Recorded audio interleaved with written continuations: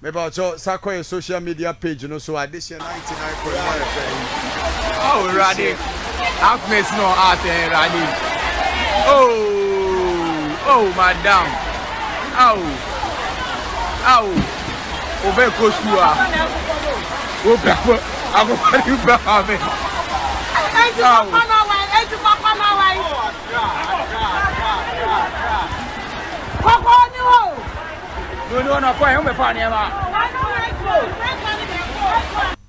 Okay, offer.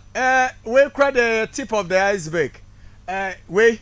near Baby Yitro, Nima Gata, flood, no, insuno, Afakas, every baby, Abe Nima Gata no more. Now, share Casa, Cassiami and Sun in 9. Insure for more free baby or for more free, yeah.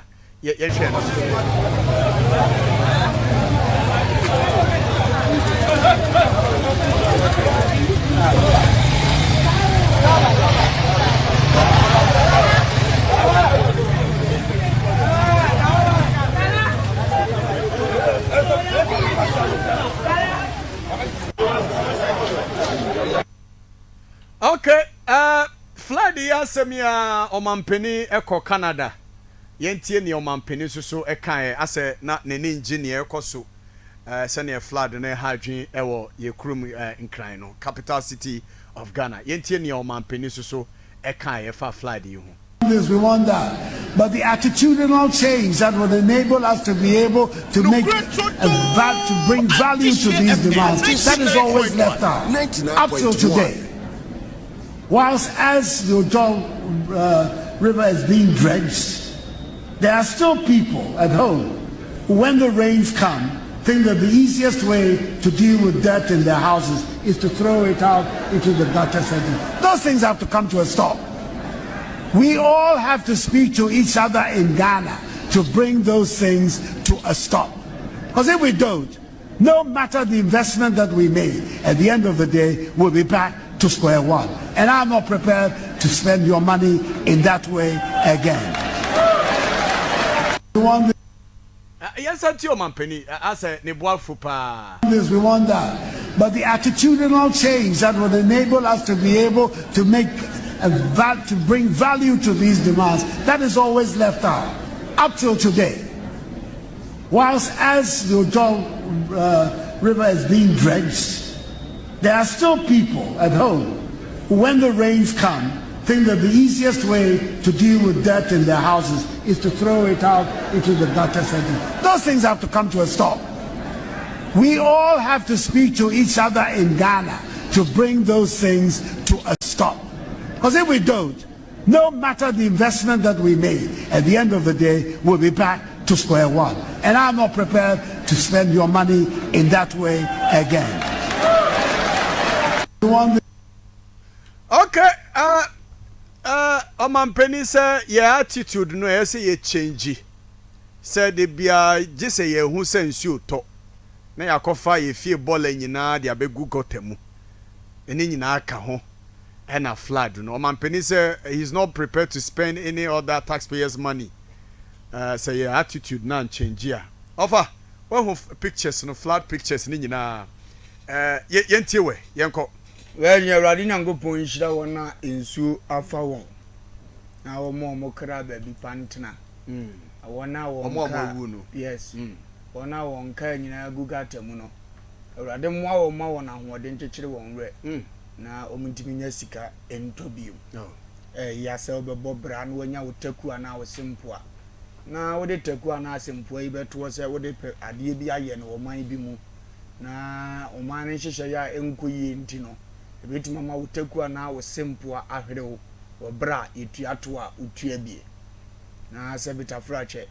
Ebeba senka wo pa asem bi di akyekere wo re. Anko so radio ana TV a. Ni awoma mpanyini so ekanie. Yeah, that's all Omampeni on carbon. A fabi on carbon, a fabi so I can't rabon. Oh, because Sabi Yatia Ye nyina na yeto sabi yenwura edigo gatam. That is true. Di imagine say vegi wubu ho untu nwura nto gatam. Na akontu edu akopie nkran. Wunche da nim we ne nsu ato obi afam bi na so tra akọ ba bi apese wokọ. Na fofi anto ata unan ankofa ba bi ye ne nsu afa. Na wabusuafo to no munkotie bibi mfiri mampanyiri wa. Wasi a bad attitude nti na amasa ade no akoso. Could you imagine say wabusua be feel say sometimes there was situation bi where ba nipa ya so de de ba nya ho na ye kana so na ekire no. That is true. What you say ye ne nyina aboa Kristo say na wo su no ye ne nsu and ya wo sere no ye ne no asere. They say hunu so wa awrehom ne ya wo ma as a good leader no nyame mmommerehye ne say ko be boa ye na ye nyina su sa su na wie ne wi ha wa kire mistake a de sa ne ma ne ba say yanhwe na ye mmoa na sadigifo eninye ni anani agyenem ene nani nye na mo ne asufuo nsu wona esunsu ani wonsu na mo nyina nya adwen kro ba ne sa ye nyina ye ya adwene kro we de mampanyini adwene gina baabi na ye timamufo so adwene gina baabi because yen na ya wona to ye. Let me ask you this question say kama mampanyini baabi wo Ghana na oda ne private car mu otwam nima ene nsu ye yiri no hu se car bi e fa ode ne de afam bi ne nsu afa ne kwa ufriza samne kama mpanyiri wa adade wani e wa akoma gina ho kan kire ye se ye bad attitude na akoso sa nti oni adade na o me spend se be taxpayers money no for sa na money bi pachongo wani kasa no anka obe so ne ba no ye kasa ya na manu sisu mina so omo ensu afom no opim so obaka ho a ufriza nko papa yi kasa yi kana no be pa use that statement ko mani nyina be sole se ani oni papa ya anyedai ni ni ye because what say ohimpon say ba na ade na to no dise okoka say dia na ya wem say yetimemfo ya dane mo anti na asem to yenya sebita fracha yenya ye ntimi nkoma ye hunti eduru yenya so say ye ni ye ya ene ye kire ye mistake ntimi nto panyini bia even sebita fracha president I want to sumpo ba na mampanyina ate nsuo ya fa no you never use that statement but abasa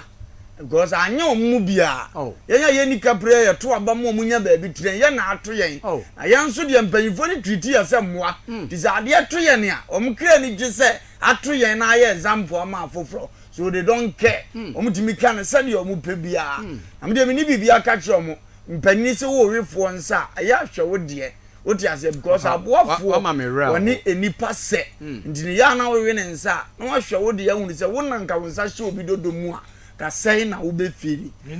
de ye se ogina enipa bia ya wo se nsuo na amfa wo bantu ye okay no onso ye ye na ama na fa wo ba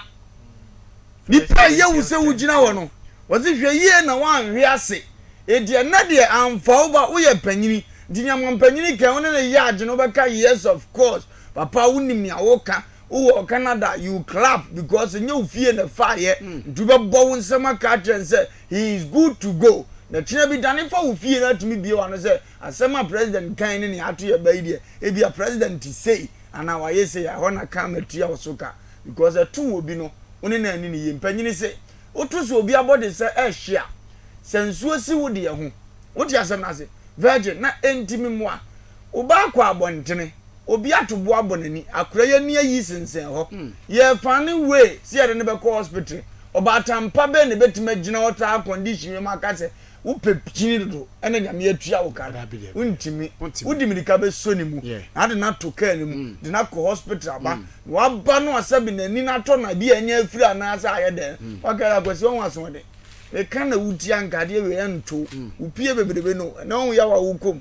ndifa na sabe ya won to aso biem we de nipa na so situation ni no nsuo na fa obi ka no nsuo no di nipa dasani a obetima to aba ko no afi na ye man panyini ka kire ye se ya so dine na ama na ba na ahomra che no oba sorry fie bi o mamu ni nyina ba ne nche ana mamu ni nyina ba ne nche o kire o trase fiase so o kire na atwerefo ni Farisifo ndo oba bi a wache no adwamammo so na atwerefo ni Farisifo de oba bi a ya che no adwamammo so pe bai na odi ne be gina mfimfi ana odi won be gina mfimfi o ka kire won se o jejefo ya kire oba yi wa adwamammo so pe enso mo sese abrantie yensu afa ni bebre nanso Moses asam a wo kan se won si nipa o te sa onipa bi a waya sa na yensi na bo na won so sesai na won so wo kyerɛkyerɛfo wo sesai na we de o kan de so ne hwɛ di yes kan we ni de so na na do we se sinidi a na wo bɛyɛ na oda so busa no and good leader to say twɛdia ponyankopɔn ye busa ne saa no o ma ni musu se won se ana ne ba Jesus ne se won se mumu de onya bɔne da mumu ne wo so se won to roba nto abɔnten da no nto bo ka na mu obɛ o ma sa statement na mampanyina man including na do dan kwa kufu adokra mesle ne diem kasa o ye panyini tinko wo am ne dia na ye medene na roba nto fom da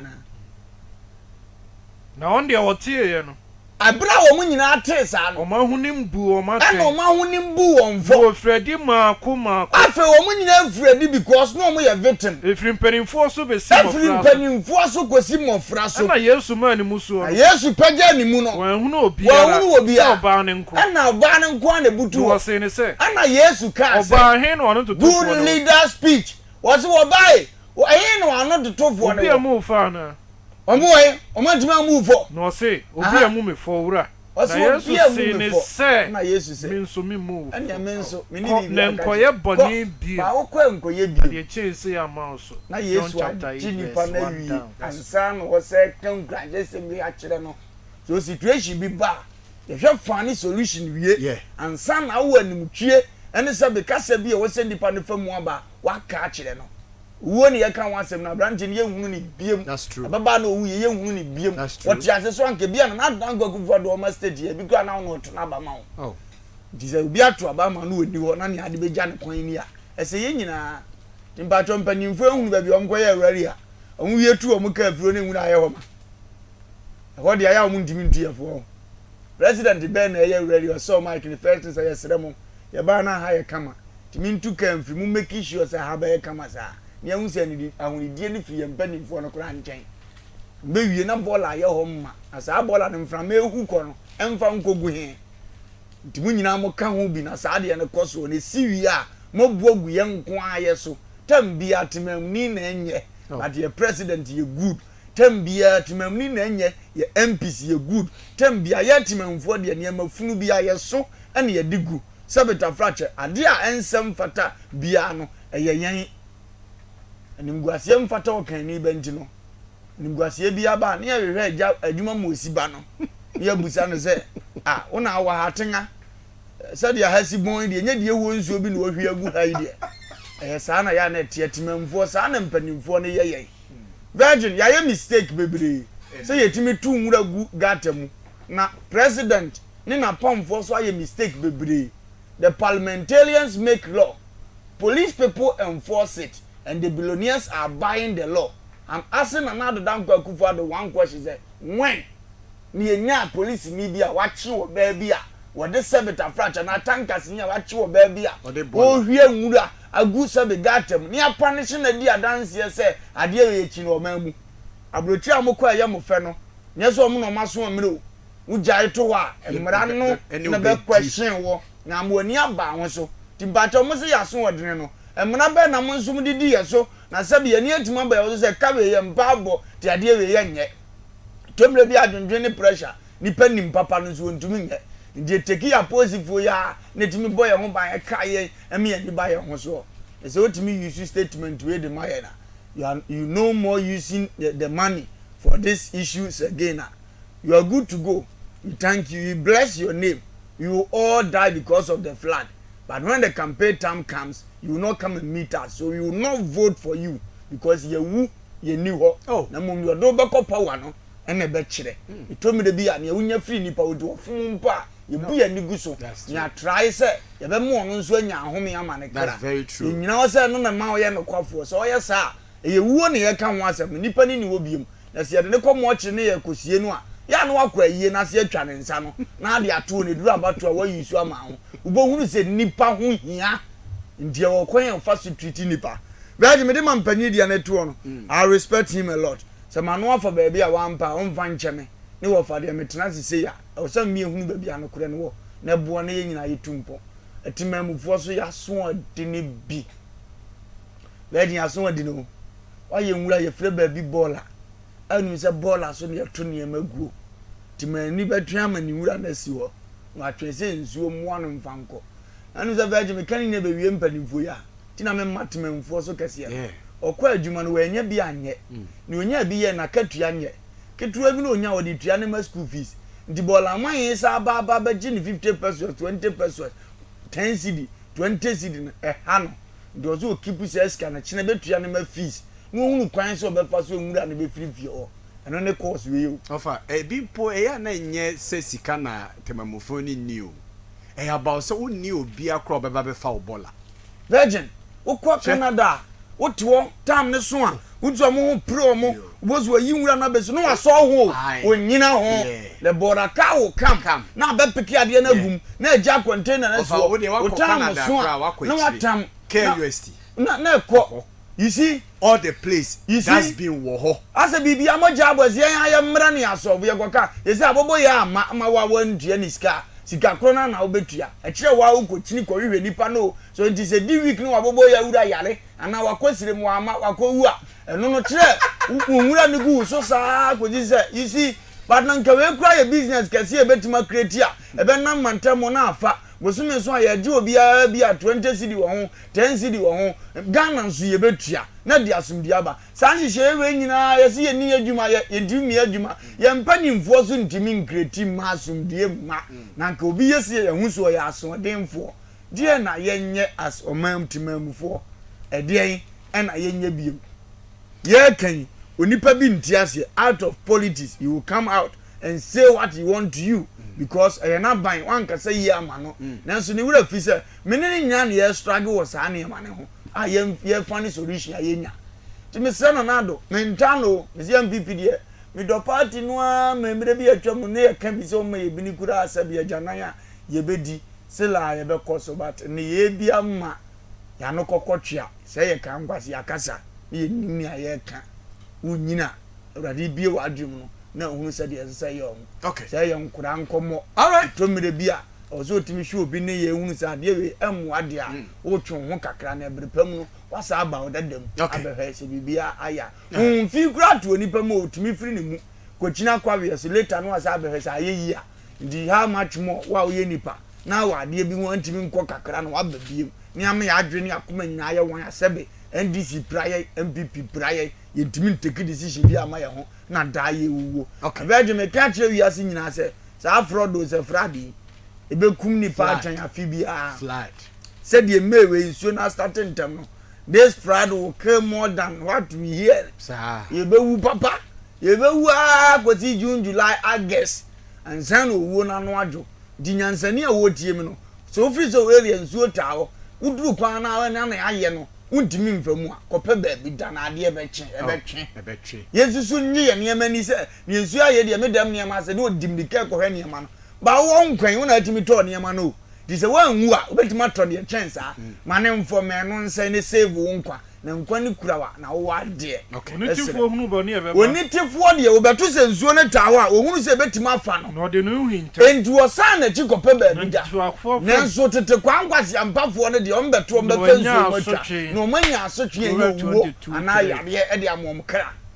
omo ni na ho nsuo ne eguso to ne de ni entete Ghana gatas mu ne de sa na beba wote o manya sabi nsuo timi choku eyiri fa ba bia se na nyame adom no abragaram se ni akogye excavators anka abanfa ne tumi mfa ne nsanto so anka nsuo beba se no ya bonkofo pa nom de excavators na tigates mu nyina na anka nsuo ne so ate na mampanyina ma order wo se enso nyama mpanyin na ye de ame nka nhyena no is alleged etima ma order na sojafo hye sabita frache excavator na anka betima yiyi gates mama nsuo akọ na wo hwe we ya no buza se what kind of leaders do we have